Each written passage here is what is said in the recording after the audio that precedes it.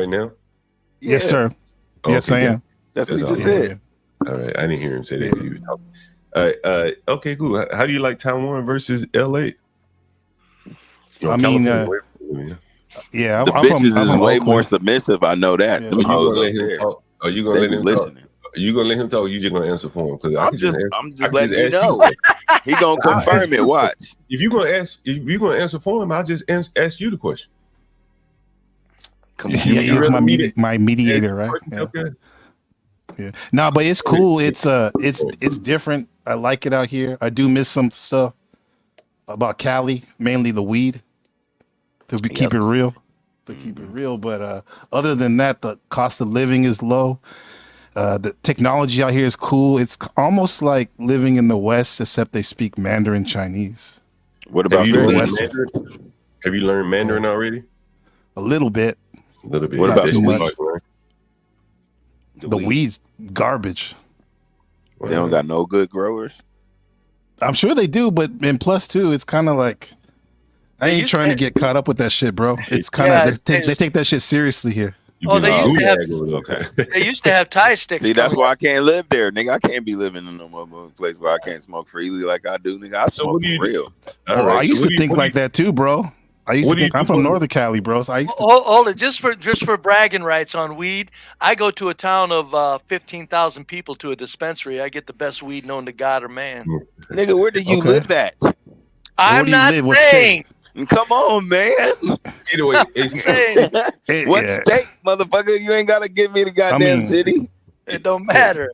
Okay. He lived in Washington somewhere or something, I think. Go ahead, man. So you tell us that. Bro, weed is cool and all, but I realized that it ain't the end all be all for me anyway. No, I used to think it was. It ain't. I used to think it was. No, it's not really, but I mean, it is really a part of my life, though. I take 5 tokes a day. It is definitely how I have a couple. If I didn't take that 5 tokes a day, I'd miss it. Yeah, honestly, if I didn't have weed, I'd probably smack the shit out of somebody every day. Nah. All right. I'm serious. But I teach English and some other courses, and I also have a restaurant. Oh yeah, okay, really? What kind of restaurant do you have over there? Mexican John is food. nosy. Mexican He's gonna American ask food. you some questions, nigga. Just know that. Yeah, no, I watch this channel. Thanks for that heads up. John think he's slick, nigga. He be asking them questions. I was asking you questions. That's what you do, though, as a host. You just want to come up here and tell us everything about you. But so what, nigga? That's what Leos do, nigga. You know you dealing with a Leo, nigga. Look it up. Leo, huh? Leo season. Right. Now you're talking to a Scorpio. Listening sometimes, really. Talking. I listen, motherfucker. I'll be listening to your ass all day, nigga. Don't give me that shit like I'll be listening to your ass, John. You don't let anybody else talk, right? We tried. That's because I'm on here, nigga. No, it's good to talk to the panel, but however, I came up here to talk to John yesterday, but he was already doing his thing and shit. Oh, what's up? It's good to talk to him now. Yeah, what you want to talk? No, I saw you on that scooter trip, that vlog, or whatever the fuck you were doing. It reminded me out here because we be riding bikes and scooters everywhere. Yeah, I'll let y'all do y'all thing. I'll be back later. See you later, tough guy. All right, y'all. All right, man. What's the groundwater like? What's the groundwater like? What's the groundwater like there in Taiwan, where you're at? The groundwater? Yeah, drinking water from the ground. Oh, fuck it. I don't know, bro. I get from the machine. Jesus Christ. Okay, I don't drink tap water in America, and I don't drink it here. Yeah, but in America you can drink it. I'm 70 years old. I've been drinking tap water. You wouldn't drink the water, so you wouldn't drink the water in Taiwan? Oh, hell no. No kidding. No. Is it that you don't want? Well, okay. You said you wouldn't drink in California. So are your standards too high, or is Taiwan's water that bad? No, actually, I trust the water in California more than here because the locals don't even drink it. Okay, really? I got you. Yeah. Really? No. What do you think is wrong with the water? Is it just not clean? The weird thing about it is they may use less chemicals, certain chemicals in the tap water here than they do in America. Now, granted, you don't want no fluoride and shit like that, but there probably are some things that could help them out here with some of those chemicals. But yeah. Now, water, we got water machines everywhere and triple filtered, double whatever I don't know. Really? So, but you have to buy it. You have to buy it? I mean, to get decent water, you're buying it? Yeah, I mean, no, to drink, nobody drinks water from the tap here. So everybody, what they drink, buys the water. I would assume so. Yes. Amazing, Yeah. amazing. Wow. That's why people don't get what we're at, John. In America, we live like Yeah, God. they do. No, but I mean, I'm not when I saying was living anything in against California. Taiwan. Nobody I'm ever not- drank. Well, Nobody that's ever. Yeah. If there's a good reason, I understand it. But a lot of people not drinking tap water is a mental issue in their own head. I get it. Okay. Yeah, but It's I'm not just gonna saying, kill you, most of the right? It's not time, gonna kill you. It's not gonna No. make you sick. no, it's not. No, and it's nothing. It's just there's Nah. nothing. It's I guess fantastic. I'm just maybe saying. it's a taste thing for me. I don't think I'm gonna die if I drink tap water in America. I don't drink it either, But- but I understand. Yeah. Yeah. No, in a big I'm city, not you paranoid gotta- about that shit. Yeah, I got you. I'm just saying that the people don't understand the differences. You can't drink water in Taiwan, folks. You can drink water everywhere you go here, right out of the ground, right goddamn No, out. Mm. Now, what you say is cheap over there? What's the cost of living like over there? The exchange rate's about 30 new Taiwanese dollars to $1 American dollars. So right there, you got a good exchange rate. If you have your own business, you can go far. But the only thing is, it's kind of catching up with America in terms of big items like houses and cars. People are getting like zeroed out, especially the younger people. They can't even buy houses here. Mm. But they got a Luckily nice enough, car. huh? But they got a What'd you nice say? car. But they have a nice car. Yeah.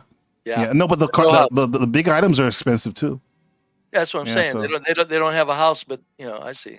I just thought. Now, I don't maybe even they think they have that, bro. were- Oh, I see. Yeah. I see.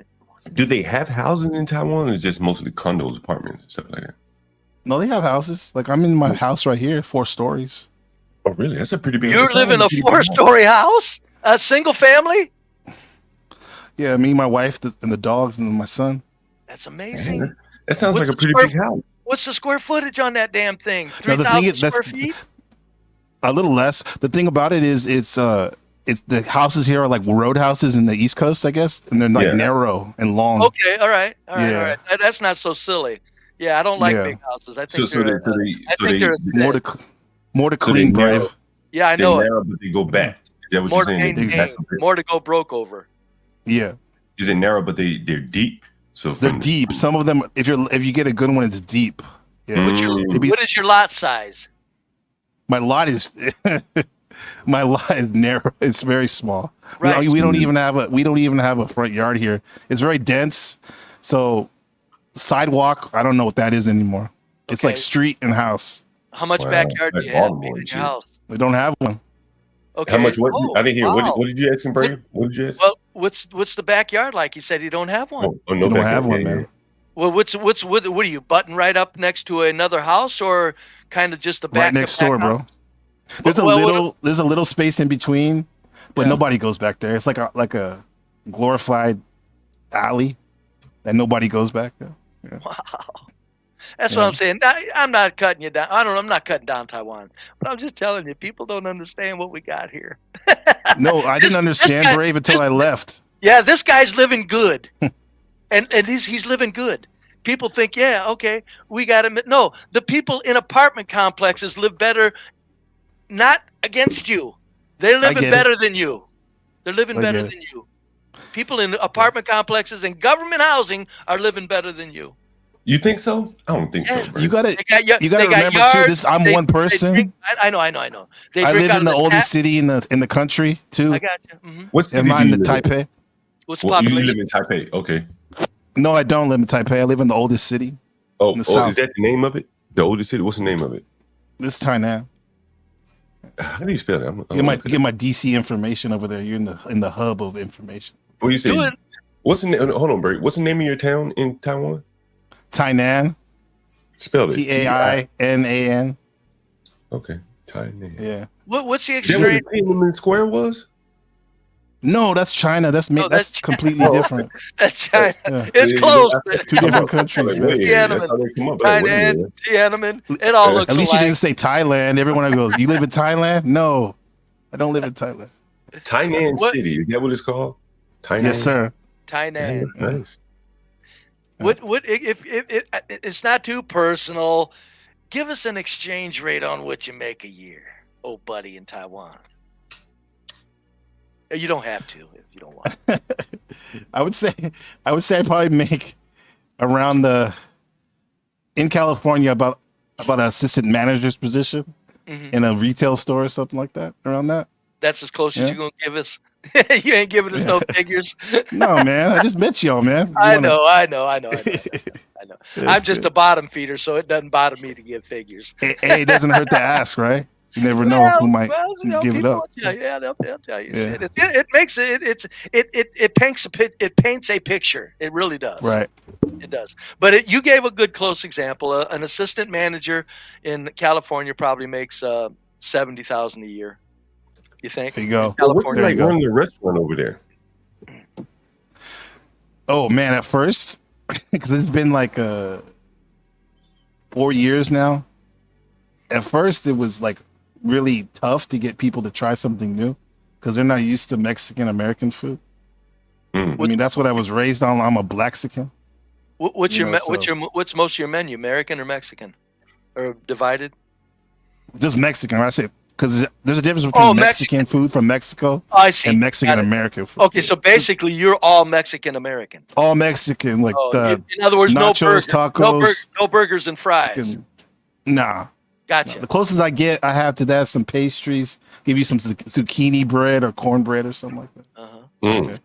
So when they adjusted to the taco, when they adjusted to your Mexican American food, how you doing? You rolling pretty easy? No, they love it. They love it. I got my regular customers. Woo! And now it's just to look to see where's a new storefront. Because I started off at the night market because they have like a big night market culture out here. I don't know if you guys are familiar with night markets. Can you tell us the name of your restaurant? Doggone Good. Okay. Can we look it up? You mind if we look it up? You can look it up on Facebook. Yeah. Do you have any areas near you where you don't dare go for danger sake? No. It's hard to tell what's a bad neighborhood and what's not. Tell us why. It's all like pretty mixed. Of course, there's neighborhoods with huge houses. Right. But it's not like extreme poverty or anything like that in the lower tier. Amazing. Places. Amazing. So then there's no real horrible crime rate in certain sections of your city? No, sir. This is one of the safest places allegedly to live in the world. Amazing. Really? I've heard that about Thailand and Taiwan. I've heard that about Taiwan. Yeah. Yes, I've heard that about Taiwan. However, there's didn't somebody say you can't even have a bank account there though as an American? You got your wife. Somebody said that yesterday. Yeah. You got your wife. I got my wife, so it makes it easier. So, but I didn't move here when I was single, so I don't know how that is for those people. Yeah. Say that again. You didn't move there when you were single? Yeah, we got married in America. Oh, okay. Yeah. My wife's American Taiwanese. Doggone Good, right? Tainan, right? Yeah. Tainan. Yeah. Is it a dog? Is it a doggy restaurant?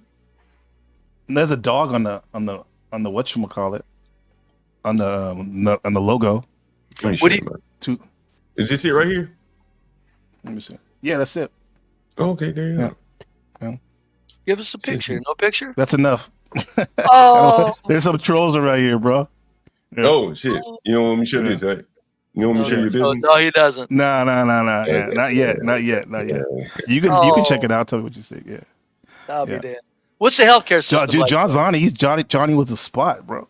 Yeah, I know. Oh man, we try to profile people's business. We may have someone here going to Taiwan one day. Yeah. What do you give the healthcare rating there? Oh, I give it a B+. B+, maybe even A. I told you they're not going to allow that in America. They won't. Bullshit, huh?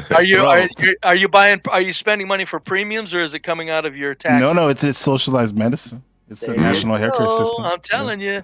I know it's easier done in smaller countries, and I get that. But that's still no excuse not to pursue it.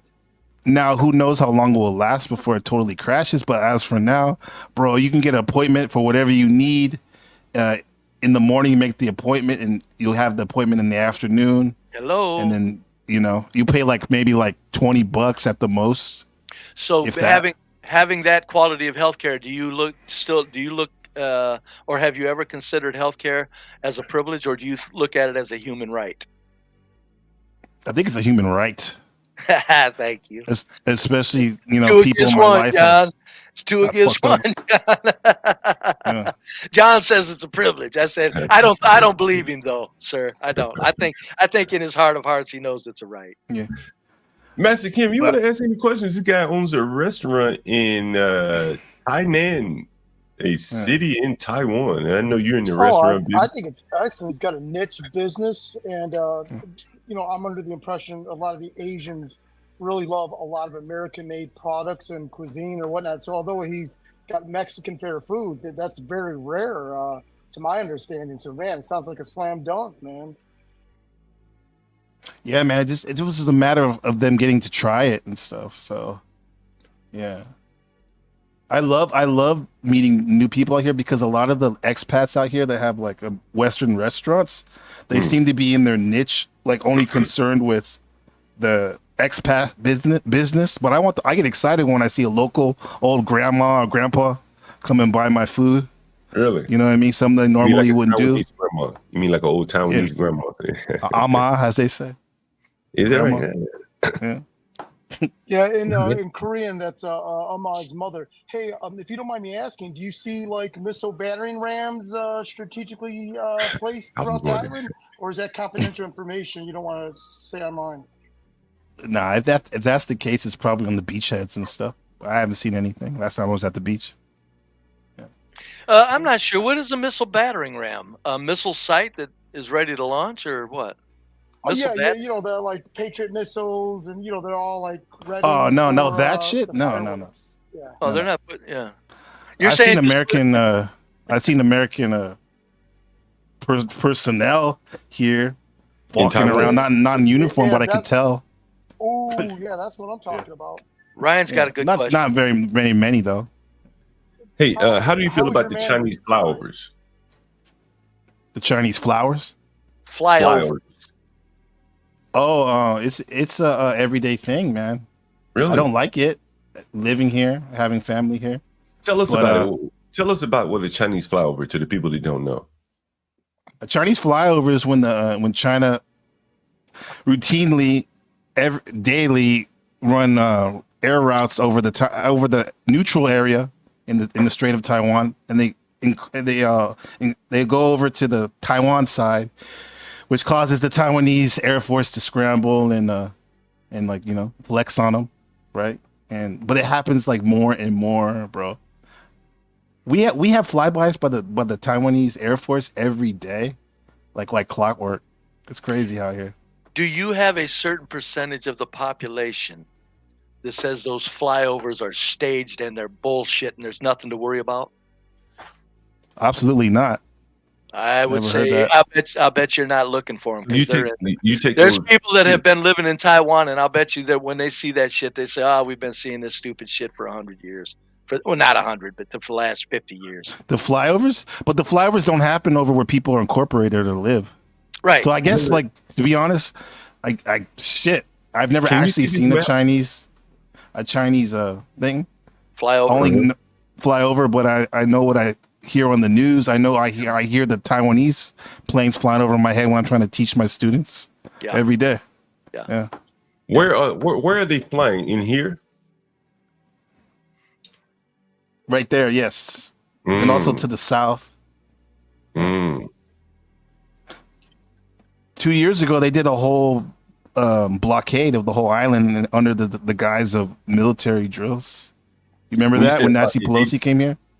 Oh yeah, they wouldn't let anything come into the. You couldn't leave or go. Damn. NPC, if somebody speaks of something as not being what it appears, is it politically okay, or are conspiracy theorists even allowed in Taiwan? It's allowed. They model after America, so okay, it's allowed. Yeah. Yeah. That's the one thing I would be able to probably give you more intel. Except my Chinese it's a work in progress, so I often wonder that too. It's like what the actual, folks that are into that stuff are talking about. Yeah. No, I guarantee a lot of them are saying it's bullshit and they ain't even worried about it. Yeah. The way that people live their life here every day, they don't. It's like nothing's happening. I know it. You know? That's what I'm telling you. That's all it is. Yeah. Hello, look Yeah. look at what's in empirical evidence. It's called. Look at the empirical evidence. Why aren't people worried? Because ain't nothing going to happen, and they know it. And if it does, nobody's going to do anything about it, and it's going to crack off a big time thing that we're all going to be involved in the misery. Exactly. Meaning they probably won't start that misery in motion. How do you deal with the typhoons? Shit, good question, man. We just had a mini one. It wasn't classified as a typhoon, but the last couple of days, It's just like her. you just hunker down, put your windows up, shades down, the metal door, and that's it. I mean, you can still go outside though. It's just You can a go hurricane, outside. but in the Pacific. Yeah, it's a different hurricane. name. Yeah. It's different name. Is your house brick or wooden? Brick exterior or wooden exterior? It's brick. There's not too much wood around here. Yeah. Can I ask you a question? Concrete. How do you feel about the United States? So the Philippines has a shoal that's recognized Philippine territory. Okay. How do you feel about the Chinese just taking over that shoal and the United States not doing anything to aid the Philippines in doing that? It's literally in the Wall Street Journal yesterday morning. Mm-hmm. So how do you feel about it? Do you think our friends in the Philippines they probably need some help with that? That Yes, US I could agree. provide, yeah. So Before it gets out of Biden hand. did nothing though. I mean, I think to think that nothing's going to happen is I mean, we haven't had any major conflicts of world powers like China and the United States in some years. We've had some stalemate and cold situations, but nothing hot. But I think Taiwan is the next. This is definitely a major thing. I would I mean, you know, what about the Taiwanese islands that are right adjacent to China? Like Taiwan is here. There's islands within China, right? Like you know what you're I'm talking about, the right? Cayman Islands. The Cayman Islands. It's like right off the They're coast, right there. Right there, exactly. Like if you blow that up, John, they're literally a minute from. They're like closer to China than they are Taiwan. You know? I'll tell you a story about that place. There's a military base on Cayman Island right there. That's you can literally see mainland China from it, a Taiwanese base, and there's also some civilian stuff. And when they did that blockade, bro, why did they have a rave there? Like nothing was happening. Of course, I don't know. Maybe of course the military was Oh. doing their thing, you know, but the regular civilians, it's wild, bro. Well, they're becoming more aggressive. Like if you read the reports on Taiwan and China's actions towards Taiwan, they're becoming way, way, way more aggressive. And you know, I think it's getting dangerous to what they're doing. And Mhm. so let me offer to the young man one other opinion on that, right quick. I think that if they actually mess with Taiwan, they're ready to blow up the entire goddamn world. Meaning they're not going to do anything to Taiwan. Yeah, Relax. absolutely. Because it's over. It's Don't worry. endgame. Don't worry about that this stupid happens. China shit. There's no Yeah. danger. And I used to worry about it a lot, my friend, when I first moved out here. I'd be Sure. like, why aren't you guys, I tell my older students, like professionals, like, why aren't you guys ever want to talk about this when we talk about current events? So Like, what how they could you say? let this happen? What they say? They don't care. They're like, this is the way it is. We just want the status quo. And That's what they always say. Status quo.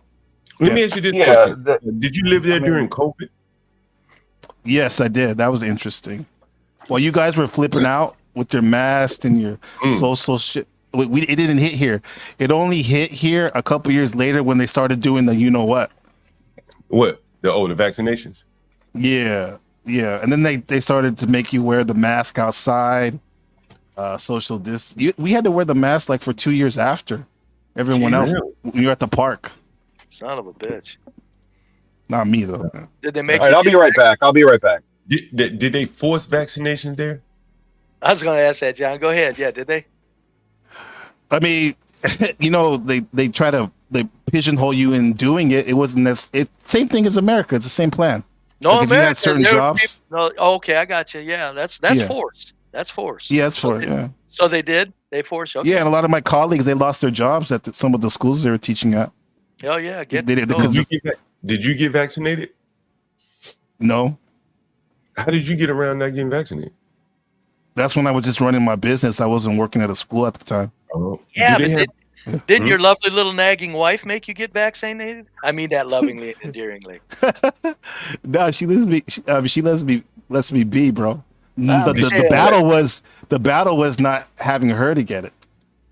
It was You your know, that children. was Yeah, that's because Am I I- say she wanted it. That's why I'm saying it's Yeah, wonderful. yeah, yeah. It's wonderful Your that she wife let you wanted pick the up your own vaccine? mind. Oh, your wife. She yeah. I wanted don't the think she wanted it, but Mm. she listens to some of those vaccine. old friends from back home. You know, I'll have to say that. Same old Mm. shit. Yeah, same old shit as always. My, yeah. my son's a purebred, though. I'm happy about that.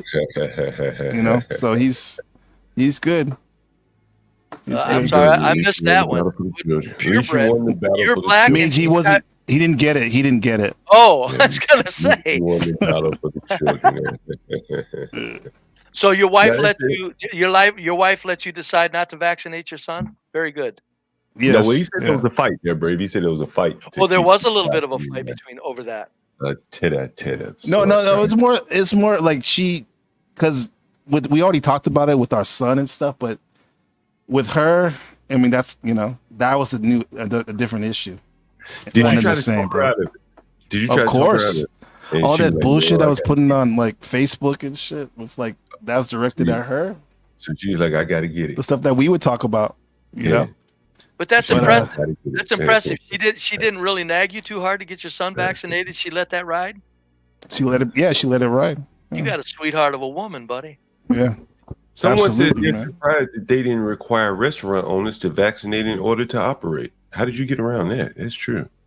Those laws for restaurants and stuff, it ain't like the America stuff like that. So, no, But did you have to vaccinate your employees? no. Really? No. Damn. So It was who- a more medical and education. Those were some of the in gym. If you had like some type of fitness gym or something like that, that type okay. of stuff you had to. Okay, So okay. tell us this: when we here in the USA, and you lived here, so you know. When, of course, I've lived in smaller towns all my life. When we here in the USA drive 5 miles that way, we're out in wide open country roads and things like that. If you Mhm. drive 5 miles out of your metro or out of your town, what's the population of where you live, right quick? I think 1.3 million, Wow! something like that. Wow. City. So when you drive 5 miles outside of that mess, what are you looking at? I'm looking at more dense city, maybe some 5 miles more out? industrial stuff a little Okay. bit, but Oh, industrial parks and things like that? yeah. Yeah. Yeah. Okay. So let's do this. When you get out away from the population Mm-hmm. and the industry, what are you looking at? Good, nice roads or dirt roads or what? No. It's good Fields? infrastructure, clean highways, Wow. flowing. A lot of agriculture, like rice paddies and mango Amazing. trees, and Amazing. Amazing. yeah. Wow. It's so beautiful too when you get to where the mountains are and stuff. Yeah. It's that's one of the goals, to get a spot out there in the country, because So where I'm where you living here live- is like Machine City. Yeah. What does it cost you to live there? Like for that 4th floor house, what would that cost if someone wanted to move into your neighborhood? Are you buying or renting that place? Yeah, that's not too personal. This is our Give us house. the We price. bought it. Yeah, give us the what price would you it paid cost for to it. move next door to you? A house like this, No, hell no. I want to know the cost of his house. I'm sorry. Go ahead. Go ahead. Go ahead. Whatever you want to answer, go right ahead. we're talking about probably, because it's an older house. Yeah. Yeah. So if you want to go right now and sell it, I would say at least like 250K. Well, that's not bad. Yeah. It's not bad. Dollars In It's not bad. Taiwan? Yeah, dollars. In Taiwan? in That's Taiwan. American dollars. Yeah, you know how Hey, many hey. people in Taiwan can't even come close to that? That's Let pretty me, ask you this, bad. let me ask you this question. Do you You can tell John's rich. Go ahead. I mean, that's relative shit to jump America, shade. you know what I'm saying? Like an American could buy a house over there, with an Yeah. American salary. Oh, or okay. something. I'm thinking of the Taiwanese. You haven't seen nothing yet, my friend. We've been looking at places in Japan, rural Japan. Yeah. You can buy a mansion for $5,000. Really? In Japan? Yeah. Yeah. Japan is ridiculous. They're getting Yeah, old and they're giving away dying. those homes. I thought Japan was a very expensive country to live. It No, is. Not in John, the they country having, where the old people are dying off. They have Yeah, no they're having heirs. child wait, situation. so back to Taiwan again. So 250, and I heard you say something about the conversion rates. Do you make an American salary, earn an American salary? I'm getting paid in NTs. Okay, you're not getting paid in American dollars. Okay, Yeah. so the conversion doesn't really matter to you then in that sense, right? Unless No, you it send money doesn't. home. Okay, got you. Okay. Can I just I make ask- sure those Taiwanese dollars match up Yeah, at that's least, what I was going to ask you. to American Is dollar for dollars. dollar? So is pegged to the dollar? Pretty close. Really? I mean, is it floating or is it fixed? The rate Yeah. It's 30 to 1. is 30 But to I mean, 1. is it fixed or is Oh, it it's 30 to floating? 1? Yeah. Yeah. Damn, But in it's the same Dominican as Republic, Thailand. it's 50 to 1. But is that fixed or floating? Like, is it a constant 30 to 1 and never goes up? Oh, and down? it's been around, like when I first got here in 7 or 8 years ago, it was around 29 to 1. Okay. So now it's floating. like 30. The highest it's ever gone was 33. So it's That's about not the- bad, dude. That's about the bad same. for you, right? That's bad for you if you're in Taiwan, for the people, right? That would be In bad. Dominican Republic, it used to be 19 when I was 10 years old, and now it's 51, dude. That's because Wow. the Haitians, Right there. Haitians are right next door. It's causing upheaval on that island. Mm. Oh, you can bet that has something to do with it. That's rough to I deal mean, with. dude, we're building Maintaining that border, yeah. we're building a better wall than Yeah, the U.S. That's right. Yeah. Nobody You ever guys come to talked about Taiwan that. or what? Show you guys what's up. Sounds interesting. Sounds fun, man. Sounds fun. And I can meet a Taiwanese woman over there. If you come back to U.S., what is it makes you want to come back here? Family, Good man. question. Good question. Probably so I can on a ego tip.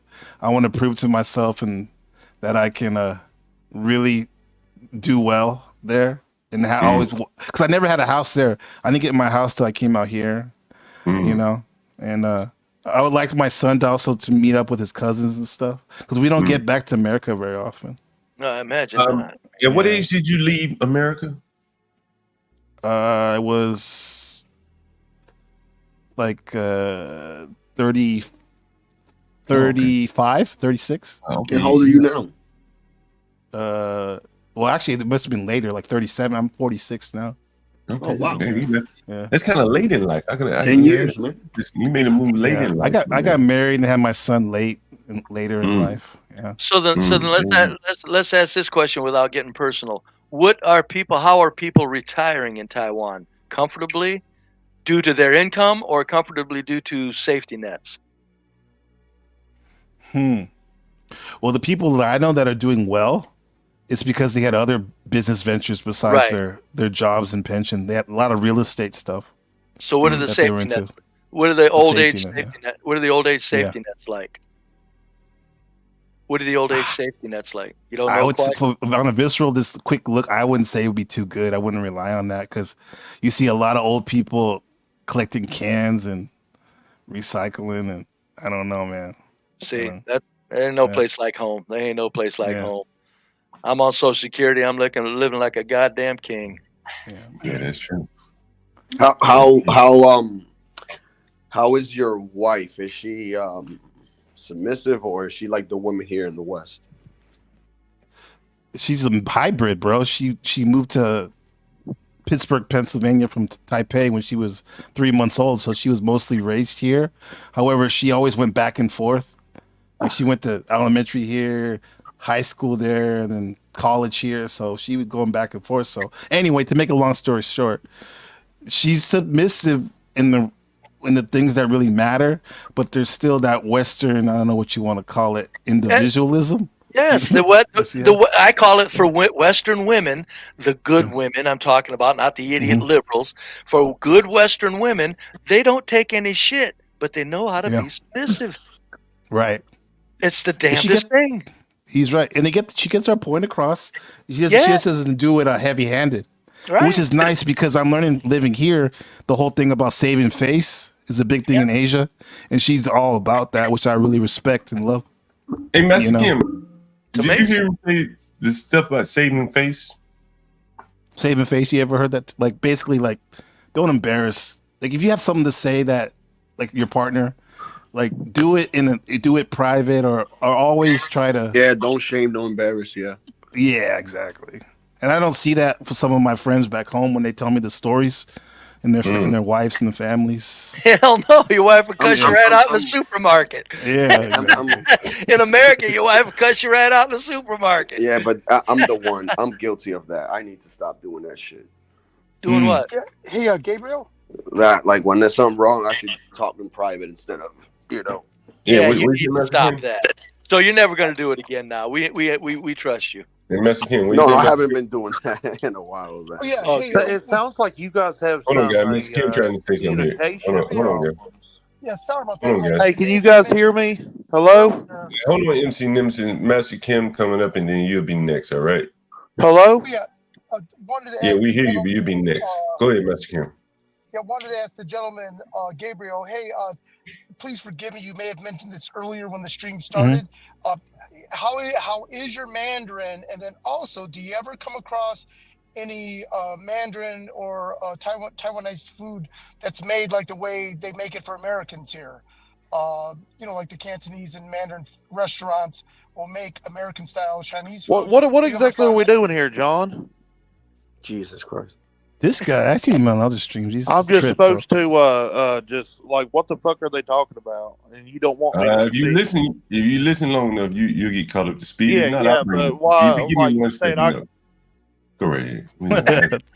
Thank you, sir. Thank you, sir. I can't do it today, Well, man. Go right It's too ahead, early Master for Kim. this, John. Yeah. Go right ahead. My Mandarin is very rudimentary, which is I have to admit it's kind of shameful for being here so long.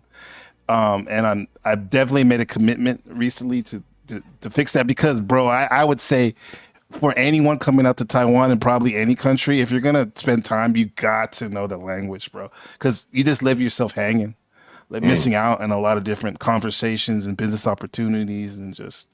But anyway, it's not very good, bro. It's not very good. It's not very good. And in terms of because too they speak Mandarin Chinese, right? That's the official language. However, Taiwanese is the language that most the older people speak where I'm from, because in the South, that's where most of the older people live, right? And I like to vlog. I have my own channel, YouTube channel, NBC The Game. So if you know Taiwanese, you can unlock a whole new fucking level of what's really going on out here. So that's about the language, bro. But in terms of the food, most of the food here, I never really had Taiwanese food in America, and then the ones I had, it was garbage. Does your wife work? Yeah, she works. She does some consulting, like for the university out here. Yeah, but mostly she's raising our son. Hey, She's able to work remotely, which is cool. While I do my thing, so yeah. What's your channel? NPC The Game? Yeah, NPC The Game, yeah. One word. Yeah, two up there. I have my other one that was more Taiwanese focused, but I can't get it monetized, so I just stopped posting videos on that shit. Do you think that, considering that their safety net is so miserable for the elder, do you think you're preparing well enough for it to be retired in Taiwan? Or do you think Good you need question. to step your game up? Yeah. Like Patrick Bateman says in the American Psycho, you can always do better. Yeah, I would step your Yeah. game up. Good question, bro. I appreciate that. Yeah. A hint to the wise is sufficient. Yes. We just had a black guy here in DC, formerly Chocolate City, get into a little trouble when he told a migrant, an immigrant, or whatever the hell you want to call him, a Uber DoorDash driver, to learn English. Learn English. Have any of the people been rude to you because you don't know Taiwanese over there, the Cantonese, whatever you speak? If they did, I didn't know. No. Most of the people are cool about it. If you speak a little bit of Chinese, like ni hao or paise, which means like excuse me in Taiwanese, they're like, oh, you're Taiwanese and Chinese is so good. Like they're pretty cool out here, man. I haven't had any problems. You know what the problems I had when I first got here was kind of like getting used to people look at me like they're confused when they see me because I'm different. I guess How dark are you? I look like Will Smith in that picture with his son. Right there, like that. That's not too. How many people like you do you see around? And you're black folks. You mean melanated black people? I would say maybe like in my city, 2%, but there's more and more because I live in a university city, so there's a lot of Haitians and people from Gambia, because Taiwan has these weird alliances with countries, so their students come here. Yeah. That's why they're wealthy. So that's funny because you're talking about Haiti and stuff. I just gave a guy a ride that lost his keys from Haiti that just got here, and I never met anybody from Haiti, and I was like, oh shit, how is it out there? Shit, so. Yeah, there's some. It's pretty cosmopolitan, but very Han Chinese are everywhere. So not very diverse. No, no, it's not. Do you think that lack of diversity is good or bad? Good question. In the grand scheme of things, yes, but for what they're doing now, no, yes, because it's bad. It's bad because I would think you would want to meet as many connections of different humans as possible, so you can, get a good feel about what this world's really about. However, sometimes when there's too much of new people in a space, the locals won't be maybe not as friendly. I was thinking, it's like they don't feel overwhelmed. I guess like more of a novelty. When there's not that many people. Do you think there'll be a difference if Taiwan was getting immigrants from, say, Japan versus Haiti? Oh, they would love that. They love their Japanese because they were colonized by the Japanese like 100 years ago. What about the Chinese versus Haiti? Well, they don't like. It's a weird relationship because they're brothers and sisters. They're Han Chinese, but they kind of have a distaste for Chinese people because it's a different culture. They're a little bit more abrupt and I'm kind of generalizing, but they're kind of rude compared to Taiwanese people, and Chinese people, mainland Chinese. How are European Americans accepted there? In other words, whitey. Oh, they're accepted. Yeah, they like you said, John. everybody likes whitey coming to the country. Everywhere in the world, lots of talk about that years and years. It never fails. Sure, come on in. You ain't wrong about that.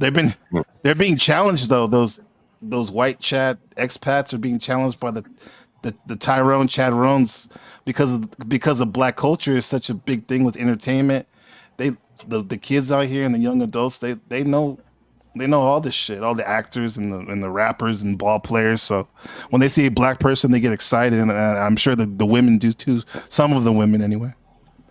Yeah. See, that's the beauty of right quick. I'll make this quick. Somebody said whitey on the moon. This is the beauty. This is what the black people miss in America. If you behave, people like you. Hey, who wrote that book, Whitey on the Moon? Let him say, but I see what he's saying, bro. Yeah. Who wrote the book, Whitey on the Moon? Was that Tom Wolfe? Who wrote the book, Whitey on the Moon? Was that Tom Wolfe? You ever Tom Wolfe? KJV? Who wrote that book, Whitey on the Moon? Yo, that's London Man from London. Shout out to him. He's the brother out there from London. We were cooking earlier today on his channel. Bro, somebody asked in the chat, they said, was my son go to private school? No, he goes to the public school out here. It's probably a great first grade school. It's probably a great What's school, that? though. It's really good. School. I bet it is. In Taiwan. They got he's learning his Mandarin. That ain't the reason, Ryan. One of the things I talked about. Well, you telling me the Asians probably got great tests? The Asians yes, they do. They care about school. Yes, care about do. school. I know they care about school. That ain't the reason they're great schools. They're great schools because they ain't got no goddamn inner cities going there. I'm telling you, there's only one group of people tearing the shit out of schools, folks. Brave, Get that in your head. Brave, I long said, like, the desire and the chase for good schools in America drives people broke. Yep. What's the name? What'd you say, John? Drive for good schools for their children in America drives people broke. They'll spend a People lot. in other countries don't have that. As this guy saying he's 250, living in the neighborhood, he can send his kids to the public school, no big deal. If you live in a $250,000 neighborhood in a city of 1 million people, there's no way in the world you could send your child to a public school here in America. Nowhere. You can Nowhere. You can go to Baltimore. No, you can't. You're right. It's a war zone. It's a war zone. My daughter's school is pretty good, man, for a public school. When you You go don't there, live in a when you go there, do you $250,000 see? When you go to your daughter's public school, is it amazing to you? I don't know. Were you ever in public schools as a child here in America? I mean, did you go to public school or private as a child? Are you talking to me, sir? Yes, NPC. Yes. I'm sorry. Did you go to a He's public not the school? one that was talking about it. There was another guy. It was Latino. No, I went to mostly Catholic schools, and then I went to a Jesuit high school. Okay. That explains. I was just going to say if you could tell the difference, but you can't. You went to good schools. No, but when I was out of school, all my friends went to public school, so we'd be we'd be tearing it up, bro. That's what I'm saying. When you go to your school, are you considered a wealthy person there in Taiwan? Oh, I would say middle class, going to upper a little bit. Upper middle class. Upper middle class, maybe. Yeah. Wow. Yeah, us foreigners here, bro, we get paid. And I say, bro, I don't mean no disrespect. Oh, I got. We get paid. We get paid way more than the local that busts his ass even at some of these semiconductor jobs. Are there any semiconductor complexes near you that you've seen? There's one about TMSC? 30 minutes away. They have to be magnificent. They have to be magnificent. Yeah. Those were a lot of my students when I first started teaching out here. Yeah. When you go, I'll ask one more question and shut up. When you go to your public school, what percentage of them are very poor kids in your public school? When you go there and you're in your child's class. Okay, because the way they do kindergarten here is like they do like 3 classes or whatever. Out of the 60 kids that were like in my whole kindergarten stuff, I would say that I know of maybe like 2, and then they weren't even that bad. They weren't that bad. You mean they were? There's no lower class people in your school at all? No, there's lower class, but it's not. No. You missed my question. I'm not comparing it to America, I guess. No. That's what I'm asking you. As far as income is concerned, what's the percentage of poor students in your class in your schools? Because I know they got poor people in Taiwan. What's the percentage of them, the students? Maybe like 10 to 15. That's and everyone else is middle. Everyone's middle here. The medium here. Yeah, that's what it speaks of. But do the poor kids cause any problem? That's what Brave is trying to get to. Or do you have Title I school? It's a Title I. Is there any Title I schools? That is probably no Title I. Do you have low class problems in your school? Yeah, some of the schools that are like, I guess in the Taiwan version of Lean on Me school, we could say. Yeah, I've heard stories. Oh, so you're not in the trenches. Yeah. So you heard and you're a teacher? You're a teacher? Yes, he is. I'm a teacher. American school. That's better. Yeah. Do you see the same type of inner city violence in the school where you teach that you hear about here in America? No. The closest we got, we had a really bad stabbing earlier in the year. Wow, that's awesome gang stuff. Yeah. Mm-hmm. Yeah, the thing is, the triads out here are basically, they just fuck with themselves. Like you wouldn't even know what was going on unless you know those people. Mm-hmm. It's not like here, like when I was living in Oakland and I walk my dog, I can get hit by a stray. It's different. It's much. So as a teacher, you went there, and then so if you're teaching some of the tough kids, are you teaching tough kids or is it just general? No, all my kids are like upper middle class. I teach at an academy. It's standard, okay. Got it. Oh, okay, got it. Okay. No, in Taiwan, that's highfalutin. Upper middle pinky up.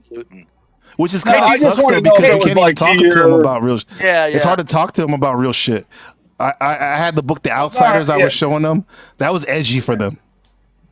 Really? That's awesome. That's a great book, though. By the way, written by a 16-year-old. Amazing. Yeah, it is a great book. Yeah. What's the I mean, outside? written by a 16-year-old. Yeah, What's what's the that? outside? Steve Brave, you don't know what that is? No. You never heard that? I told you Oh, I didn't shit. read any. I never read my first book till I was 33, buddy. What a- Yeah. Good morning, San Jose. Maybe. The movie Outsiders with like has a star-studded cast. The Outsiders. You never heard of that? No, I only watch comedy. Even as a kid. It's basically what you're talking about, bro. Be Like brave. the Do poor you kids just? You, versus I the bet rich you probably kids read in Crack school. Mag. Do you read Mad Magazine and shit? You probably read Mad Magazine. I bet you, Be Yeah. Brave. I've Oh, looked Be at Brave. It's an iconic movie and book. The Outsiders. That's E. Hunted, Hinted, whatever it is. I'll be damned. I did not know that. Me either, right? Yeah, she was a 16-year-old girl when she wrote it. People are saying it's She wrote, great. she wrote that in high school, man. It's crazy. Oklahoma. Do you have Oklahoma. ATMs where you're at, NPC? Do you have ATMs? Absolutely. You gonna send me some? No. You ever worry about making a withdrawal? No. No, I don't. Because here they got names for it now. Don't do it and watch your back when you're doing it. I forget I forget the acronym, but now and a lot of places are no longer having them. Yeah. What about Bitcoin? It does say we'll look out for bandits in broken English when going to the ATM. It says bandits. I thought that was funny. What about Bitcoin? You guys on Bitcoin over there? Yeah, but that's recently. For a long time, you had to jump through hoops to use it. But it's good now. Yeah. I mean, are you using it like on transactions or what? No, not me personally. I mean, can you use it in transactions or just trading? Certain like highfalutin places they're trying to be like, trendy have that, but not the majority, I don't think. Okay, what kind of supermarkets do you have? Are they comparable to ours, or few and far between, or is it a lot of small shops where you're buying your food? Oh, it's we have the big they're comparable. The supermarkets, like we have amazing. The biggest one's called Carrefour, which is out of France. Yeah, I've heard of that. Yeah, and it's basically like a damn regular super Safeway or whatever, Kroger's. So you got chicken, poultry, beef, pork, everything in the meat case. Yes, but no, what's even better than that is like I can go to the morning market to the freshly slaughtered, freshly butchered, and get all those meats for like almost half the price. Yep. Do you trust them? Hell yeah. Yes, sir. Hell yeah. Absolutely. Hell yeah. They killing the animal right there behind you. Hell yeah. Oh, I know. I'm just talking about how they Not store necessarily it before behind they you, but like store it before they sell it. Is it Oh, like shit, they selling it could it be damn setting near- for could it be setting for 5 days or 6 days? No, hell no. They No. But maybe it'll be sitting there for 6 hours while he's getting it outside, though. It's just par for the course. Yeah, I was gonna say that's not horrible because you're Yeah. cooking it. But it's still 6 hours of dead meat is going to give you problems if you don't cook the hell out of it. Well, most of the meat I don't eat them, but it's for my dogs. I feed my dogs raw. What are you, a So- vegetarian? Kind of, sort of. No. I just don't. Omnivore, yeah, but I just don't eat that much meat as much as I used to. Yeah. Someone has a question It's for good you. to cut it way back. You are smart. Someone has a question for you. So, ABC, can you compare and contrast when we had a restaurant in Taiwan before, teaching versus regular American restaurant experience? Can you compare and contrast when you had a restaurant? Did you have regular American restaurant experience? Yeah, of course. Like that was a family business. My grandma, we didn't own the restaurant, but our family was definitely that was a business that a lot of us were in before. You ran the restaurant. Yeah, I ran the restaurant. Okay. Yeah. Which one's the question? Shout out to Shadow Buddha. I know that's my dog. Compare and contrast at the restaurant. Oh, here too. Also too, a lot of people have food stalls. And sometimes the food stalls are bigger than a mom and pop brick and mortar to be doing better business. I have a question. Do you have siblings? I have one brother. Has he ever considered trying to move over there, or? I wish. No, I mean, to be honest, we've been estranged for a long time. But yeah, but that's the goal. That's the goal, man. Who was the asshole, him or you? Of course, him. Of course, yeah. Give me Same 1 thing minute. with Nah, my but you know what? guys. Are you With that sure? said, Are you Same thing sure? with my minute, with guys. that, listen to Yeah, this. 1 With that minute. said, 1 minute. even I'll if let I you get back was, to it. I'm sorry. Go ahead, John. 1 minute, and I'll let you get back to it. We're 11 hours in.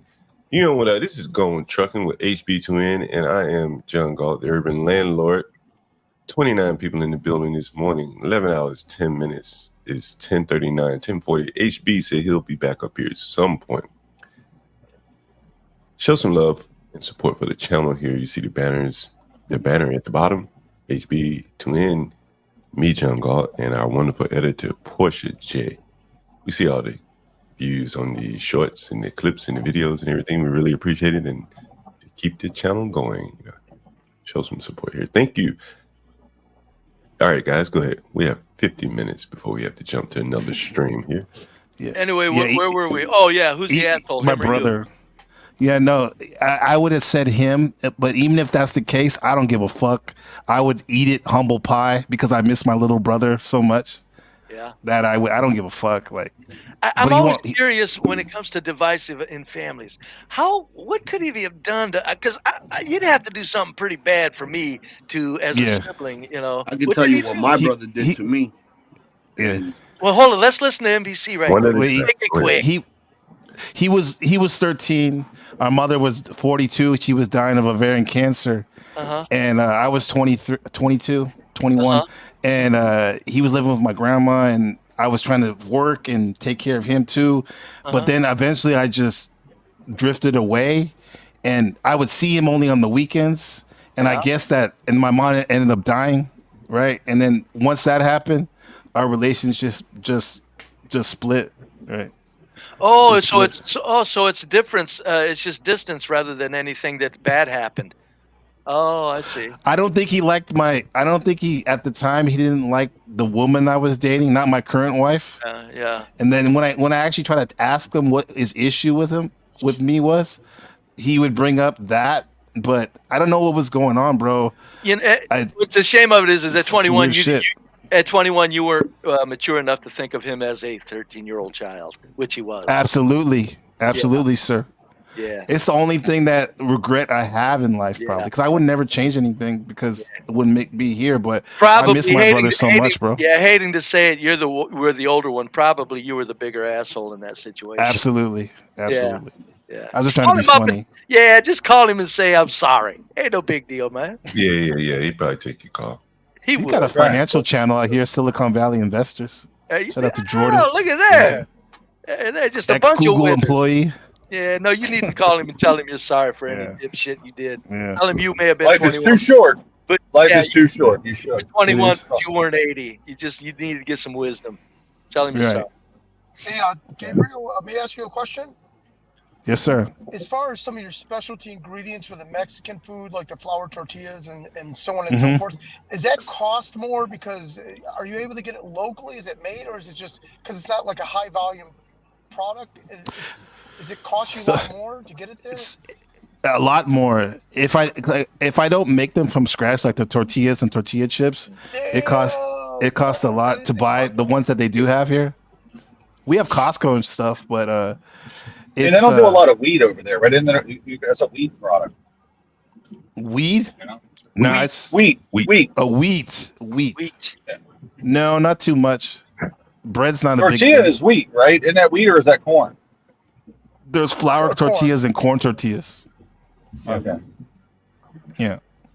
No, it's But I very guess expensive. Mexicans, Get it's some not of that these common. specialty items for what we sell, but it makes a difference because there's some Taiwanese people that try to do Mexican, and it's trash. Yeah. So you're able to probably charge a premium. It's because it's kind of a delicacy in that region. I would imagine. I'm able to, but I try to keep the margins not too crazy because I don't like doing that. A lot of people do that here. They have a Western restaurant and they charge up the ass, and the quality's not even that good. You know, so. But That's amazing.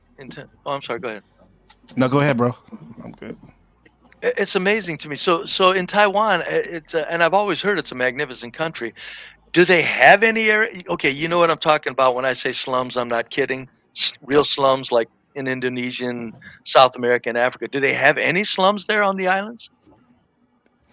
You know, shanty shacks, literal shacks. No, I haven't seen. Well, yeah, if you go some of these back alleys, there are some shitty ass old houses that a lot of people. And I noticed when I used to live by the Veterans Hospital, because after World War II, in 1949, after the Civil War, the Chinese Civil War, the nationalists moved. That lost the Mao, they moved to Taiwan. This is what became Taiwan, and they made a lot of housing. Yeah, exactly. They made a lot of housing for their soldiers, and those houses today are some of the most like shantiest. They're disrepaired. Bad. Yeah, exactly. But they are houses. There's also a percentage of them that are Japanese. There's also a Japanese percentage. But if they're houses, my question was, I'm talking about shanties. You don't have them in Taiwan? No, not in any numbers. You have to go to like Thailand for that, or Vietnam. Right? Yeah. That's interesting. That's amazing. It's just not like Taiwan. Like it's a beautiful place. It's just not aesthetic. It's not aesthetic. I've heard the city. It's ugly. But the country's beautiful. If you have money to buy a big house in the country, oh man, salute. Yeah. But it's not a place. Okay. They don't have a lot of land. They don't have a lot of land there. I'm a bottom. Right. I'm a bottom feeder. You don't suggest bottom feeders come to Taiwan? Oh no! Realistically, no. It doesn't. No, like they don't stay in America. That's not place. I didn't. God damn it, Ryan! I was talking about bottom breeding into their population. Let me ask you a question about. Bottom feeders. I want you in there. Well, you dirty bastard. Hey, let me ask you a question about restaurants. Mexican food seems to be able to like cross all borders. Would you? That's really good. What was your question, Joe? It seems like Mexican food is able to cross like all borders, cultures, everything, and be fairly successful. You're all the way in Taiwan doing Mexican, right? And people love Mexican food. Yeah, if I was contrasted, let's say with I don't know, soul food as an example, what I'm probably familiar with. I don't. Yeah, I guess it might work in Taiwan. But okay. But Mexican seems to be John, go ahead. Mexican seems to be easily adoptable, across cultures. Can you comment on that? Yeah, because a lot of the same ingredients, particularly in Taiwan, with the lettuces and the tomatoes and the pork and the beef, all that's comparable, except we use different bread. And our chili sauce is a little different. Our pico de gallo or salsa verde is different. Yeah, but there is some uncommon commonalities there, and I think that's why it relates to people liking it. Yeah, the point I was kind of getting to. Well, go ahead, Ryan. I was going to say, John, I don't think it's actually Mexican food. It's not Mexican food. It's an Americanized version of Mexican food, probably. Because real Mexican food sucks. That's what I said. Right? I said Mexican American food. That's I always make a distinction by saying the worst Mexican food I ever had was in Mexico. It sucked. It was horrendous. Well, where did you have it though? Because I had the same experience, but I was at a tourist spot. Dude, I went to Cozumel and I was like, "This is the worst food." That's why. And it was authentic Mexican, right? In Cozumel. Yeah. It was terrible. And I was like, "This is the worst Mexican food I've ever had." But I guess probably if you go to street food in Mexico City, you probably have a different experience. Maybe. I guess. But I feel what you're saying. The base. They don't have any queso. So, no queso, or is it queso? Yeah. They act like they're talking. Like, I need a queso for my taco. The guy's looking at me like, "What are you talking about?" And then he brought me like a big bowl of Gouda cheese that was melted. I'm like, "This isn't it. Oh, this isn't it. I need some white queso." Cheese. That's good, man. But I'm just saying. That is real Mexican. I can't put this shit on my taco. Yeah. Dude, it was authentic Mexican. I'm like, this is terrible. I want to go back to America and eat my Americanized version of this this culture food. Yeah. You know what I mean? But soul food might do good. Sorry, John. Go ahead. Soul food might do good. You gotta sell yourself though here. That sounds bad, but literally, when you put, I noticed the expat businesses that have the person like really makes themselves known. It's like you're giving them an experience too to get them I'm gonna tell you what. used to the food. It would work in Taiwan, right? It would work in Taiwan. If you there's a place in DC called the Florida Avenue Grill. It's the most authentic grill you've ever seen in your life. They've got all the celebrities you've ever known from the civil rights era. That would work in Taiwan because it's authentic. John, tell me I'm not right. John Galt, you there?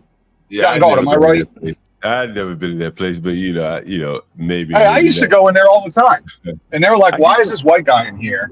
I was wondering but it's great food. It's great food, by the way. But it's so authentic. It's so authentic, man. It's like, I mean, like all the great civil rights leaders were there. It's right in DC. It's right by Howard, actually. And whenever I had construction work there, I would eat at that grill. And they were good people. But that would work in Taiwan because it's authentic. You can't bring some fake bullshit over there. I guarantee it. I guess that what would I'm saying work. I guess what I'm saying is that, as he was saying, a taco has a lot of the same ingredients as the food eaten worldwide. Mm-hmm. It's really just the bread and the sauce that's different. Right. It's just corn and meat. Right. Now, if I put a plate of macaroni and cheese in your face, you may have never seen it before in your life. You'd be like, what's in there? It's harder to explain and harder to sell. John. Then you get down into operational matters of it. The ingredients are expensive and it's timely to make. Yeah. And so cheese hasn't been a big deal here until I would say recently. Yeah. John, what do you think about that, Matthew Kim? You're familiar with restaurants and all that. No, you got it. I mean, you're right. The biggest thing is to getting them to try it. Yeah. Because if it's a good product, if it's a good food, they're gonna keep coming back. Yeah, there's three things. You got to stick it out though, bro. There's three things. There's the food, the presentation, and the experience. Mm-hmm. Yeah. Those are the three main factors when it comes to anything with restaurant. I'm thinking operational, right? Like a taco restaurant seems to be. Are you guys trying to figure out if American food will work in Asia? No, we're just talking about how Mexican food is so easily transferable because the basic ingredients are the same, right? And John, can you do me a favor? Can you send your email in the back chat? I got an idea for the chat. Right. So you mean American Mexican food? Yeah, Mexican American. Yes. We made the distinction. Yeah. Okay, yeah. So when I lived in Korea, there were two spots. There were two spots right outside of the base. There was one that had been there for years, and all the Koreans went there. And they weren't particularly good, as far as Mexican American food went. You know what I mean? They had churros and stuff like that, but for the Koreans, it was just an eclectic experience because it was American Mexican food, and who was running it? Ajima, which is an old Korean woman, and she had been married to a Mexican man, and she brought that food over there. The next one was a newer guy who was an executive chef. And he was a Mexican dude, and he started a Mexican restaurant there called Carnival. Now, you can throw a stone and see how many Carnival restaurants you've seen here in the States. But he called it Carnival. It was him. Some Korean investors brought him in, and his Mexican food was head and tails above that woman's food. But whose food did they want to go to mostly? They wanted to go to hers because she was a staple in the community, and they just knew it. But she was. I'm not saying she wasn't that he wasn't good. He was good because during his opening for about a year, he drew business away from the woman's restaurant. So, I mean, it isn't hard to bring American food there to Asia or any place like that. It's really very easy, and nobody has to be an expert in it. Right, because you bring up a good point. Because foreign food in general, like for example, like Thai food was new here about 10 years ago, 15 years ago, and the people that opened up Thai restaurants here, the Taiwanese people, the food was definitely not as spicy, for example, as Thailand, and they were catering to the Taiwanese palate. And even though it wasn't as authentic, they were doing good numbers. Exactly. Yeah, but now people want that real experience because people are traveling there so much from here on vacation. They know what the authentic thing is. So. Yeah, and so you're right. It's the expats. You know what I mean? It's the people from those places who want that. And of course, inevitably, the food will get better, as in my example. But for instance, when where was I? In Itaewon in Korea, they had a place called American Alley. And American Alley was where everybody went to get a little taste of American food. You know, they had diners, you know, makeshift. Of course, every one of them is owned by a Korean person who maybe partnered with an American at first and then ended up taking it over once the American left, or maybe it was even a Russian who started it. And they were longtime staples, man. They had no real branding. They were a hodgepodge of different things. You know, they might have a Jimmy Dean sign up or a Paula Dean's sign up in the window.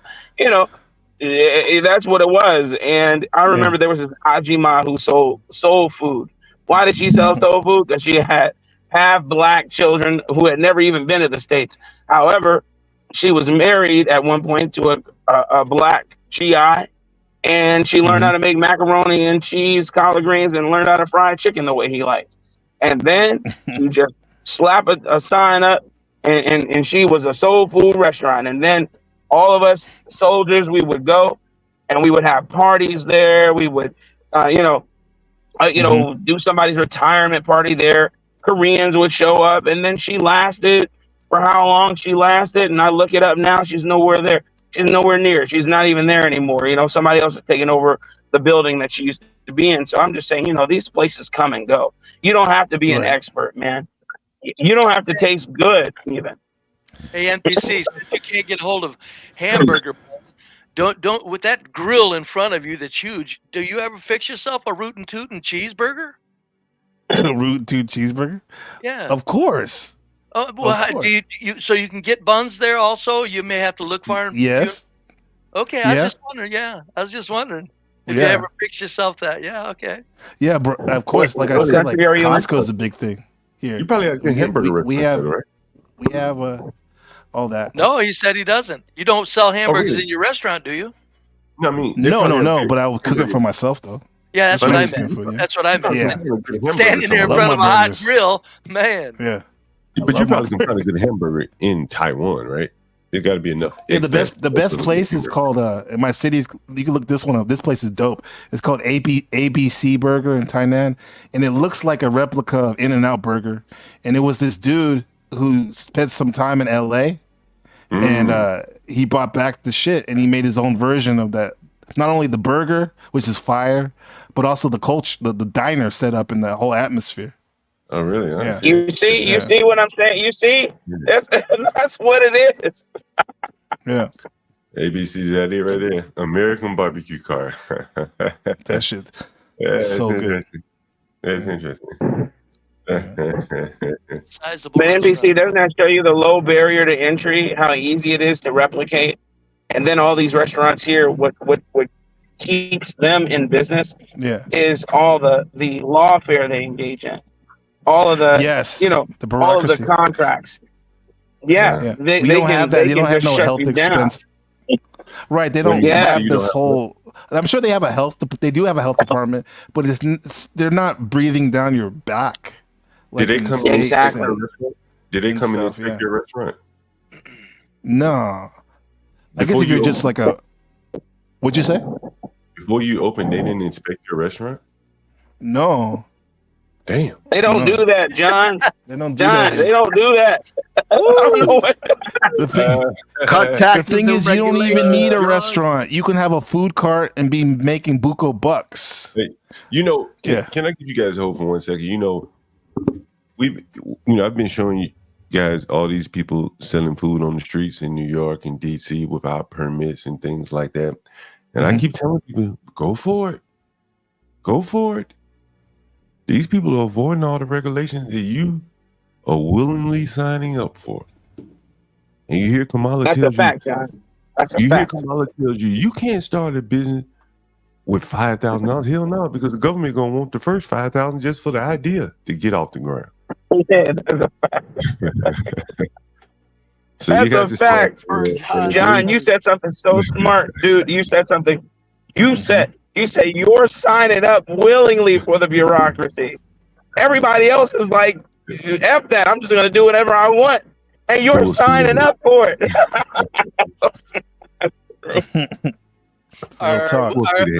Do we think that's a bad thing? No, I think it has become. No. Do we think restaurants inspections are a bad thing? No, be brave. I don't think. Listen, I think I don't think that's bad. Go ahead. Go ahead. I'm sorry. Go ahead. No, go ahead, Blaze. No, I was saying I don't think it's bad, but when in Rome, do as the Romans do. Is the point? Everyone that's making the money. Everybody who's making all the money there is skirting the rules, and you are bolstering the system. You're keeping this terrible system afloat because you want to play by the rules. You're like, you know what? I'm going to play by the rules. I'm going to do what the government asks me to do, and then you invite them in to ruin you. And then you look right across the street. There's a guy. You know he has cockroaches. You know he has rats. But his food is kicking, and everybody's going to eat there. And you're like, man, how come they didn't shut him down? Right. And it's because they're just not in the system. Even though they're in plain sight, it's in plain sight. Yeah, you're like, God, dog, man. Go ahead. It's in plain sight, man. Master Kim, you're cooking right now. Master Kim told you. Somebody told you the other day, you're gonna always be poor with that mentality. What did he say to you, Master Kim? Say to me? No, Master Kim. No, to Master Kim. He probably is stepped away. But go ahead. Anyway, it was an Indian guy, and the Indian guy says to Master Kim says something that's against the rules or whatever, and the Indian guy says, you're always going to be poor thinking like that. You know, there are people out here that, they come from countries where, hell, there are no rules. The government can't enforce them if there were. They're proceeding as if they were in their home country because, as Mr. Kim told you, the punishment for being caught, far, is exceeded by the money that these people are making in the interim. I have a buddy of mine. I can't tell you the full story, but he, let's say he took the law in his own hands. And I was talking to him the other day, and he says, "Man, I know legally it wasn't the right thing to do, but financially, it was the right thing to do, taking the law in his own hands." Save the world. Then the government he would have been broke waiting on the government to respond to him.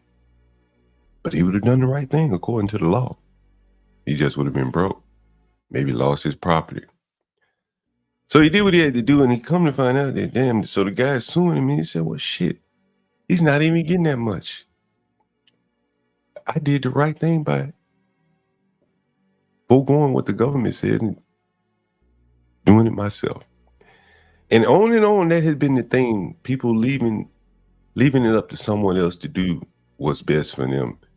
And sometimes, almost in every case, you got to take it in your own hand. No one's going to do for you, do for yourself.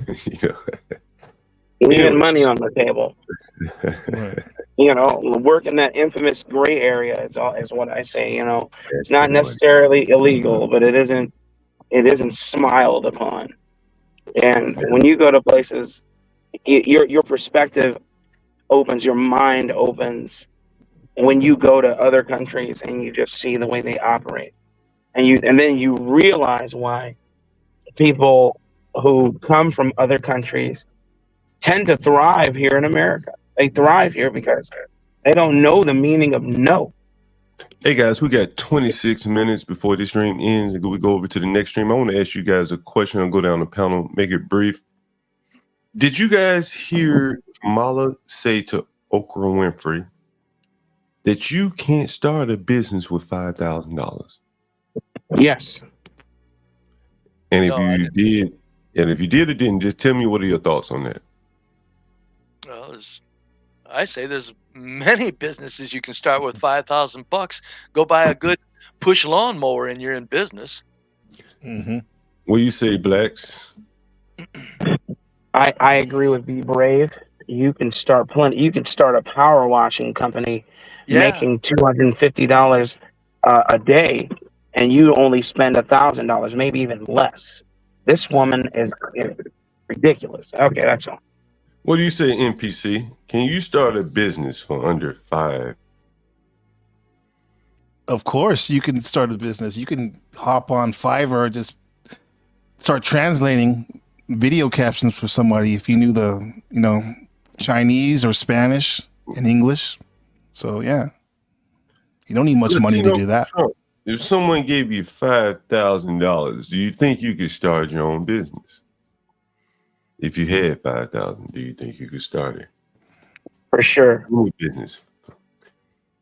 But here was Okra and Kamala speaking to Okra. How many of her voters? And she's telling the American people, most Americans, I think they said we don't have $500 disposable income. And she said, if you even get 10 times what you have, you still can't start a business. Go work for someone else and chain yourself to them for the rest of your life, be a wage slave. And I don't think that's the message that Kamala said that? Kamala said that. And Oprah Winfrey said, yes, she did. Weenie. She said, you can start a teeny weeny business for $5,000. I can go buy a leaf rake and start a business. Sure. Really? A leaf blower, weed eater.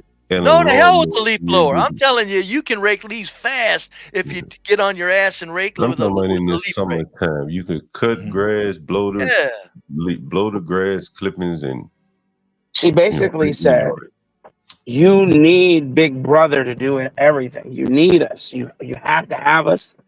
And then what her underlying point was, if you decide to do it without us, we'll shut you down.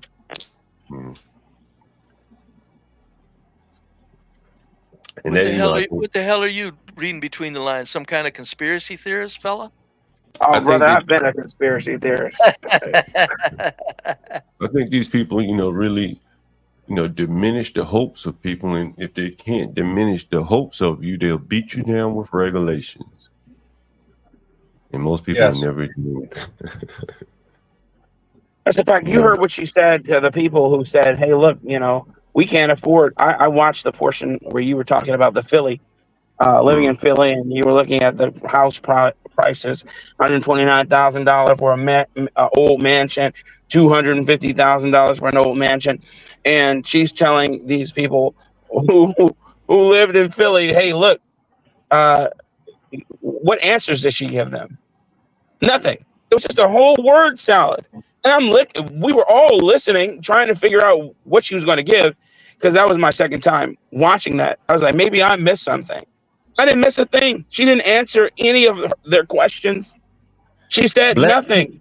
Blacks, you may have been on the panel. Ryan and I were discussing, and if you really were serious about building housing for people in America, you would start with the housing that we already have. Yeah. That you don't have to build new schools or build new roads or new plumbing. You would do that. To do that would require an uncomfortable truth. And it would require a solution to a problem that's even more uncomfortable. And so instead of conquering... Well, hold on, mate. Tell us right quick. Well, they can't solve the crime problem. They can't solve the school problem. You want me to say it, John? No, not yet. But we don't have but 20 minutes, and everyone knows. I know. And so instead of doing that, she comes up with some Rube Goldberg-like scheme of building a Rube Goldberg. But the Fed power man says there's really nothing the government can do, the federal government can do to build more housing. Ryan and I, we discussed it. The cheapest house they're going to build in America anywhere is probably $300,000. And that's out in the middle of nowhere where no one wants to live. So the bigger problem, where we could really place hundreds of thousands of people, like 45 miles from the White House, right there in Baltimore. Hundreds of thousands of houses destroyed. But the government can't go there and do anything about them. So they got to go further out and tell you to live further away from the job centers. Yeah. It allowed the young blacks to destroy it. those cities close to ports where the roads have already been built, the pipes already laid, and the government is going to just basically give up on that to try to go further out. And they have a track record.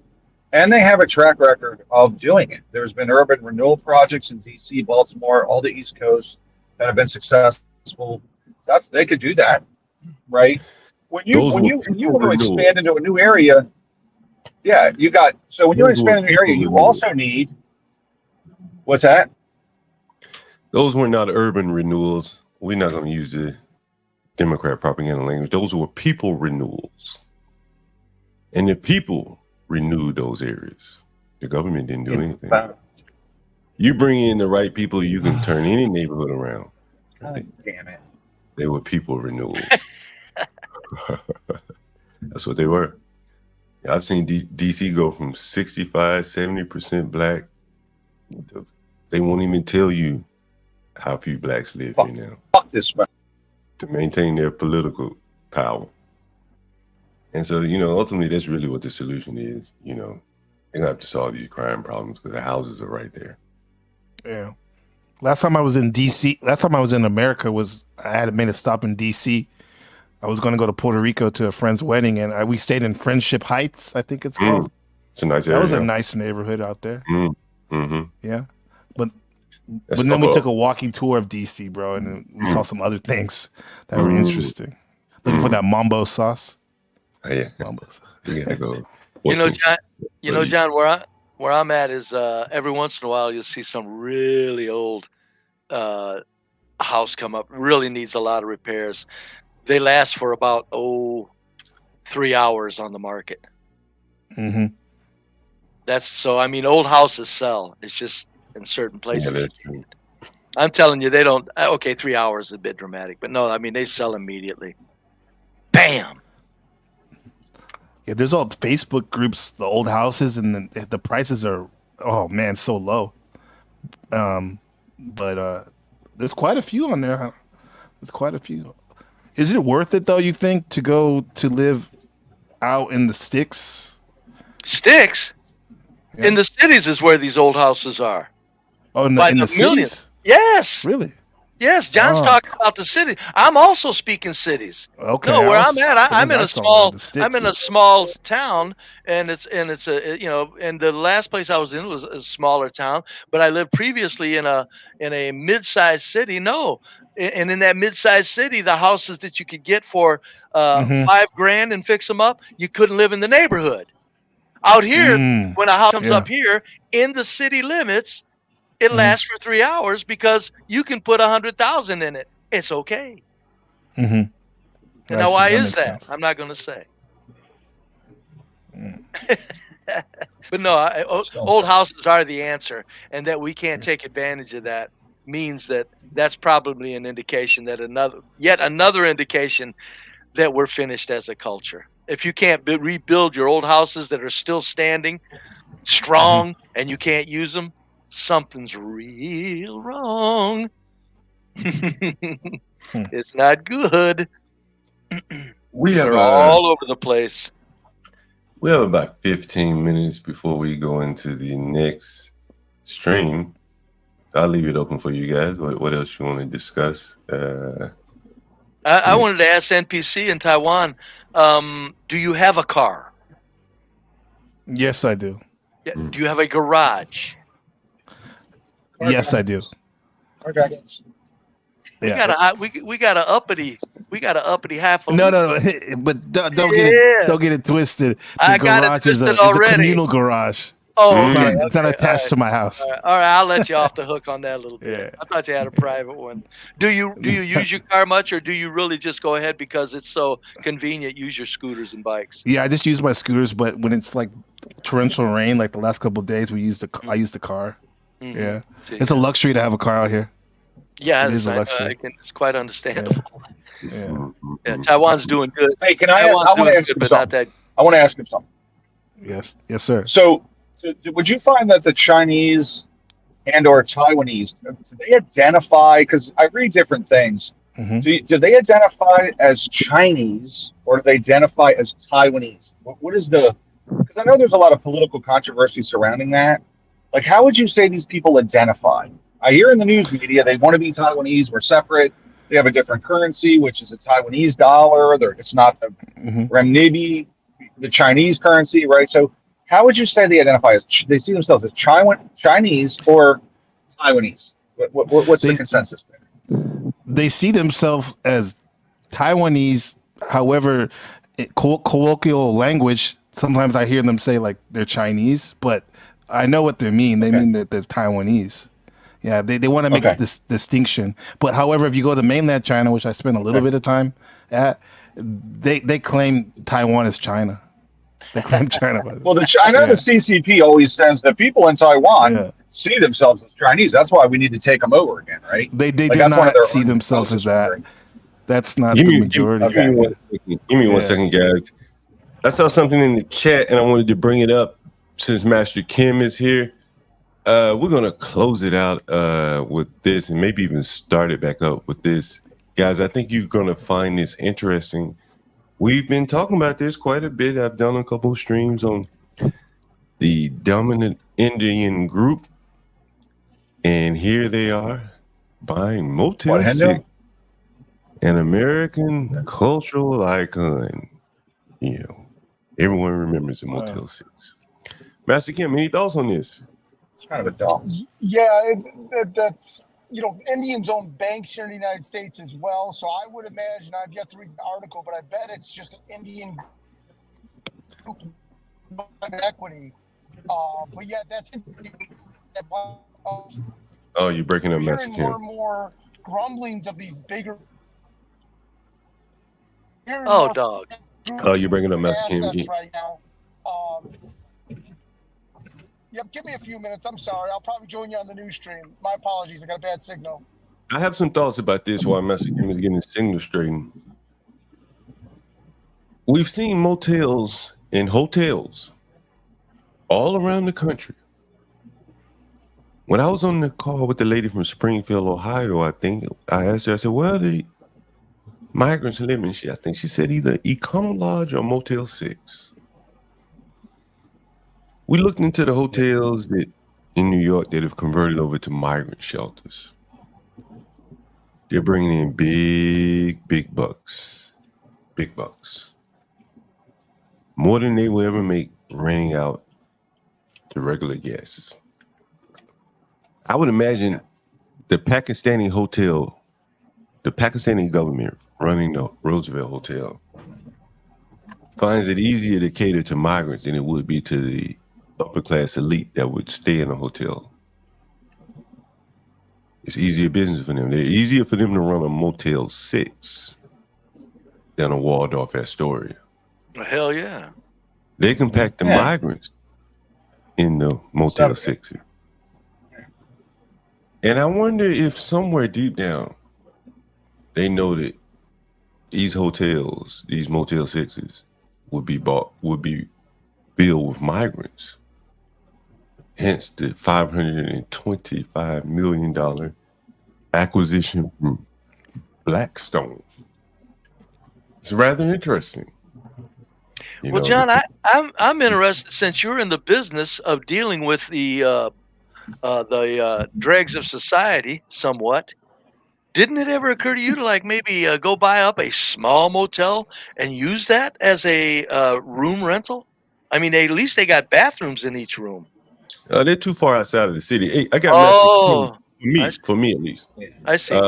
I got Master Kim online. Go ahead, Master Kim. What do you think about this? Did you hear what I said about the migrants, the Indians, the motels? Yeah. So it's kind of interesting, and maybe this is a reflection of the economy, because I've seen a couple other private equity groups sell some of the real estate assets, and I would love to hear Ryan and even Get Cracks for me thought of what big money's doing right now. Why are they shedding these assets? Obviously, it's a reflection of a recession, but obviously interest rates too just are not low enough. It just costs them money, but they're selling it below the multiples what they paid, and it's just kind of interesting. Remember these private equity groups try to, get 1 or 2 times the multiple of what they paid for it. So interesting. As far as these Indians, I bet that they're not using anyone else's money but their own. I don't think that they're going to the trying to get a credit facility or borrowing any private equity Master money Kim. to do Yeah, this. they don't Oh, really Master leverage. They're not really. Oh, They don't really leverage. Master Kim. As you were saying that, Master Kim, the transaction will be done entirely in cash. Nice. Actually, See? That's where my boys $525 roll. million, people. $525 million. How much you think Blackstone lost, Master Kim? Oh, God's sakes! That would be a good question. They probably did the acquisition of the Motel 6 maybe 5 years ago. But also this is these private equity groups only hold on to stuff to like 5 or 7 years at the most. That's Right. a good question. I'm not smart enough to answer that. But Are you? Do you think they had a significant loss though? Correct. It's tough to say because a lot of these private No one equity knows. groups just want to show quarterly earnings, right? So it's almost like they're doing like a Bernie Madoff to a degree. They flip it. Flipping and hiding the sausage, and I think these executives are just wanting to keep their. I mean, they get fired all the time, right? Yeah. But the current executive just wants to please bring blood to the shareholders for a year and a half, 2-3 years, and he's fired. And then the next guy comes in, does crazy acquisitions, he's fired. So it's almost like a legal Ponzi scheme in the private equity world. And I'm not saying there's anything. Yeah, I was going to say that too, Master Kim. Like, these private equities, they own things all up and down the economical scale. You're the budget chain, you're the high-end chain. Yeah. And one could be a loss leader while the other one's wildly profitable. And so at the end of the day, it all kind of balances out. Yes. Because they're able to more or less dictate the market in total, as opposed to having someone else controlling the lower end market. They control it all. And that may be one approach that they're taking. So the losses may not have meant much. Hell, it could have just been for taxes. Or another approach they may be taking is sell it to Indians who will run all of them, meaning you're going to have more Indians in the country, meaning more diversity, meaning more destruction of the American culture. And in the end, Blackstone gets made whole by digitized printed money. Well, I think, honestly, my first thought goes to, the simplest answer is probably it. Yep. And I think, you spend out this kind of cash buying low budget motels. I know that the migrants are being housed in low budget motels, and if they're not, then the government is really looking for places to get rid of that steam. And that steam is building in these cities all around America. They have to find a place to put them. Motel 6s all around America. And I think the cities got a little steam relief. Yeah, my point is Blackstone didn't lose a damn penny. I don't think so. They were made whole. And the Indians can do this job much more profitable. Keep in mind, the higher-end hotels, the Marriotts and the Hiltons, the Indians that are franchisees of them, they'll have all white and black people working the front desk, and they discourage Indians for being in and around the hotel because they want guys like Ryan and others to think it's a corporate hotel. But the lower-end hotels like the Motel 6s and the Comforts Inn, they'll have Indians probably working for free, like how we talked about, like the Chinese do. They'll let these people will work not even $1 paid, but they'll pay for all their cost of living and get them in line for their H-1B status or whatever that visa they apply for, the asylum or whatever, Yeah, that's what I think. But you don't know why. Look, here's the thing. You don't know why they sold it. Like maybe Motel 6 is a dog, and they own 9 other companies that are showing 37% profit, and Motel 6 is showing 18%. And their financier, whoever's financing this venture capital firm, is like, look, they're pulling down your overall profitability margin, so we're going to loan you money at a higher rate. You don't know why they're unloading Motel 6. There's 100 reasons. I just gave one of them. There could be 99 more. We don't know why they're unloading it. What we do Could just know be a is dog. But what we do know is someone is willing to buy them and buy them in cash. Brought to you from Fox News. Right? Okay, Brave. Oh, Ryan, I'm sorry. I was just kidding, man. I'm just kidding. I'm impressed by you, man. No, I'm just in cash. Like me, cleaning up the balance. Yeah, maybe it was a cash injection. Let's get rid of this dog, and we want a better cash position because our debt to income, our debt to equity ratio is bad. Like, there's a lot of reasons. But that's on one side of the equation. On the other side of the equation is a buyer. And that buyer had But John, listen, Bain Carlisle and those types of outfits don't lose money. Like they're geniuses at making a lot of money, or they wouldn't be doing it. I'm not worried about them. You know? But what this was focused on was the people who are buying, the ones who are making the decision to spend the $525 million in cash. What is the motivation is what I was interested in. John, may I ask you a question real quick? Sure. Could it be that Blackstone is selling it as a way of gifting this group the Motel 6 lodging business in exchange for something on the back end, let's say 5 to 10 years down the road? There's a lot of development to be done in India. It is a growing country. And just like Boeing had to hire a lot of Indian engineers to be able to sell India planes, this very well could curry favor with the Indian politicians who are looking to do business with Blackstone. They very well could play a role as well. I don't doubt that. Yeah. This company said they were looking to increase their presence in America, and Blackstone came to their aid. I'm sure there was some palms greased politically for that. Yeah, I can see that one. I think Juan is onto something. Go ahead. Go ahead, Messenger. That maybe some of these funds purposely, and please forgive me, I'm trying to compare it to a business where you do want to have some losses, and maybe by them chucking it up and selling this at a loss, assuming it's a loss, I don't know how that factors into their accounting because I know shareholders don't like that, but maybe they need to take it on the chin because as Ryan had mentioned, they've got so many other big projects that are so profitable that they're showing upside and downside all at the same time. Yeah, indeed. I'm guessing these motels will be filled with migrants. And that is why the Indian company wanted these low budget motels, because these would be very profitable to fill them with the migrants. When the government is paying the same rate for the Roosevelt Hotel and the Motel 6, why not buy a bunch of Motel 6s and get the Roosevelt Hotel rate? That's what I would do. And that's what I think like a terrible some of the motivation here in the purchase price. You think the Indians, John, are getting some inside information? I've already detailed that many of these hotels in New York City that are housing the migrants making a killing are foreign owned. The Roosevelt Hotel is owned by the Pakistan government. I don't think the Pakistanis, as Master Kim just said, could run the Roosevelt or the Waldorf Astoria. I don't think they can maintain that level of customer service, but I do think they can run a migrant hotel. And now they're buying a load of migrant potential motels. We'll see what they do with them. No, but I mean, do you think politicians are telling them, look, there's an opportunity here, snatch it up?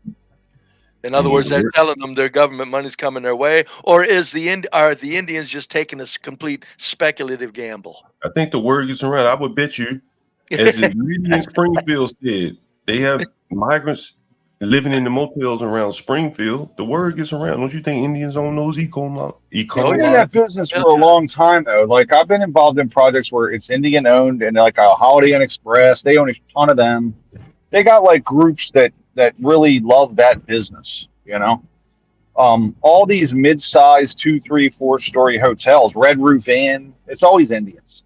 Like they've been in that for a long time, well before the migrants. Yeah, a lot of them, man. I mean, years and years. 20 years ago, they were in that. All right, guys, we're 11 59 minutes. Jump over to the other stream. We should be starting up shortly. Portia, if you can start that, I appreciate it. If you can let me know, thank you. Or Stanley, someone can start it. Thank you, guys. Thank you. Please join the other stream. Thanks, John. Thanks,